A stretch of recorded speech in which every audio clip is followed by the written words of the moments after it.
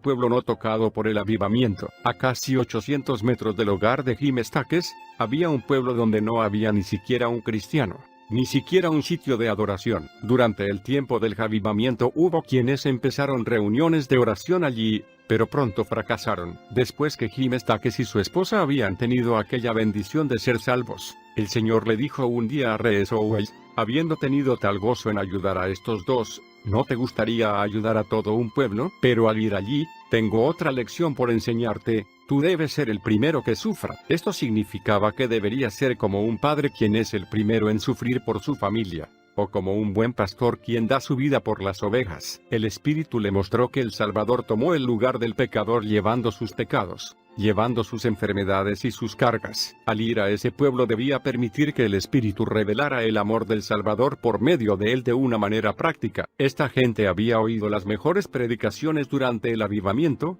pero no habían sido alcanzados. El Espíritu estaba llevando a su siervo allí ahora para que fuera el primer sufriente, y todo aquel que estuviera en necesidad tendría derecho a que él le supliera la misma. Así que un domingo por la mañana el señor Owens, con su amigo Johnny Lewis, la señorita Elizabeth Anna Jones, quien más tarde llegó a ser la señora Owens, y otros jóvenes obreros cristianos que se habían unido a él, visitaron el pueblo. Nunca antes habían contemplado una vista como aquella. Había barriles de vino colocados al aire libre y la gente estaba bebiendo, apostando dinero y practicando todo tipo de juegos. El lugar había sido bautizado muy bien la caldera del diablo. El señor Owens declaró más tarde, yo tenía solamente un pensamiento, que el Espíritu Santo estaba yendo allí y que él tenía la autoridad para expulsar demonios y perdonar pecados. Y así resultó ser en el primer hogar que visitó. La mujer de la casa no quería que sus visitantes supieran que estaba horneando en domingo y dejó que el pan se quemara en el horno. Cuando el señor Owens supo esto, regresó y le dijo que había venido a pagarle por el daño que él había hecho. Él colocó una moneda de 1 libra sobre la mesa. Una buena obra tiene alas, y muy pronto los habitantes del pueblo supieron que este grupo de jóvenes, todos ellos trabajadores en la mina o en el comercio, venían con algo más que meramente palabras. La mujer abrió su casa para las reuniones, y ella y su marido, que habían sido borrachos ambos, fueron los primeros convertidos. La mujer, particularmente, continuó siendo una de las mejores cristianas del pueblo. El Espíritu dijo claramente al señor Owens que mostrara externamente la Biblia a la gente. Como las ropas de ellos eran diferentes de las suyas, debería vestirse más sencillamente, no atrayendo así la atención hacia sí mismo. Reyes había traído un reloj de oro de Norteamérica y había dado uno a cada uno de sus hermanos y hermanas, pero no debía usar el suyo más. Si eres el primer sufriente, no tengas nada que esta gente no pueda tener, le dijo el Señor. Casi todos en el pueblo tenían necesidades y el Espíritu le recordó el sermón del monte, al que te pida, dale. Cualquiera que se halle en necesidad, puede reclamar de ti, le dijo. Me has dado todo lo que tienes y te digo que todo esto es para la gente y ellos tienen tanto derecho a ello como tú. El gran comienzo surgió cuando el cabecilla de los borrachos se convirtió. Durante mucho tiempo, el señor Owens oró por él y solicitó una oportunidad de alcanzarlo. Este hombre podía ver el amor de Dios expresado hacia otros, pero todavía no lo había experimentado en sí mismo. La oportunidad llegó. Hubo algún problema fuera del pueblo y este hombre estaba involucrado. Iba a ser un caso para la corte. Entonces el Señor le dijo a R.S. Owens, ahora es tu oportunidad. Ofrece solucionarle el caso. Así que llamó a la casa del hombre y le dijo, ¿se sentiría usted aliviado si este caso fuera arreglado fuera de la corte? Si las otras personas estuvieran dispuestas a aceptar una compensación, ¿le gustaría que la pagara por usted? El hombre se quedó mudo. Era un hombre de pies a cabeza, dijo Reyes, las meras palabras nunca lo alcanzarían, pero cuando vio el amor de Dios en esta forma, fue tocado en un punto vital y se derribó. Confesó haber sido el culpable y empezó a venir a las reuniones, pudiendo sentir su amor por uno. Pronto había más de una docena de convertidos, y se iniciaron las reuniones en forma periódica, incluyendo una escuela dominical y una banda de la esperanza. Fueron tantos los que dejaron las tabernas y se volvieron al Señor, que el grupo de obreros sintió que debían dar todo su tiempo para estar con ellos. Celebraban 5 reuniones a la semana, y otras 2 noches visitaban los hogares. La obra del Espíritu se extendió más allá de este pueblo y pronto hubo convertidos esparcidos por todas las cercanías. Había tal poder en el ministerio, que se volvió costumbre decir, si rezo o él visita un hogar, fíjate bien, Alguien será convertido allí. El señor Owens estaba ganando su salario semanal en la mina de carbón y también tenía otros ahorros. Pero a este ritmo vio que su dinero se acabaría pronto. Fue entonces cuando el Espíritu le mostró tanto un mandamiento como una promesa. Al joven rico el Señor le había dado un mandato: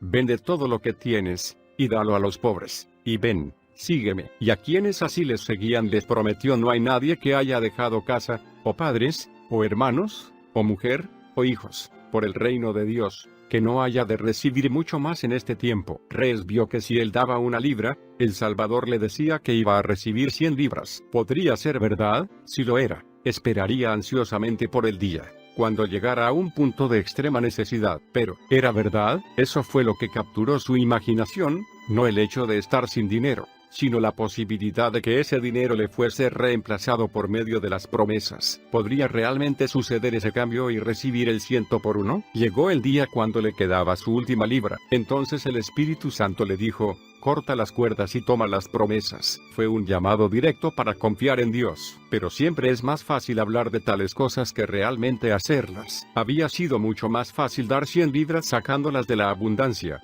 que partir con esta última libra y llegar al final de sus ahorros por primera vez en 15 años. Oh, cómo se compadecía de mí el diablo y qué argumentos me presentó, comentó Reyes. Me dijo que sería dar un paso en la oscuridad y que si había una convención o algo por el estilo, no podría ir a menos que tuviera esa libra ahorrada. Pero el Espíritu Santo me mostró que si Dios deseaba que fuera a alguna parte, Él seguramente proveería los recursos. El peligro es el siguiente: mientras que una persona tiene dinero, puede proceder sin consultar a Dios. Así lo hizo Jonás porque tenía dinero para pagar su pasaje e irse huyendo de él. De modo que no podemos ser siervos suyos realmente hasta tanto Él controle nuestros recursos. Fue así como dio el paso decisivo y aprendió la bendita verdad de que su necesidad era la oportunidad de Dios. Sus ojos fueron abiertos al hecho de que tenía derecho a que Dios le proveyera cuando no podía hacerlo por sí mismo, tan seguramente como el Espíritu le había dicho que la gente del pueblo tenía derecho sobre su dinero para suplir sus necesidades.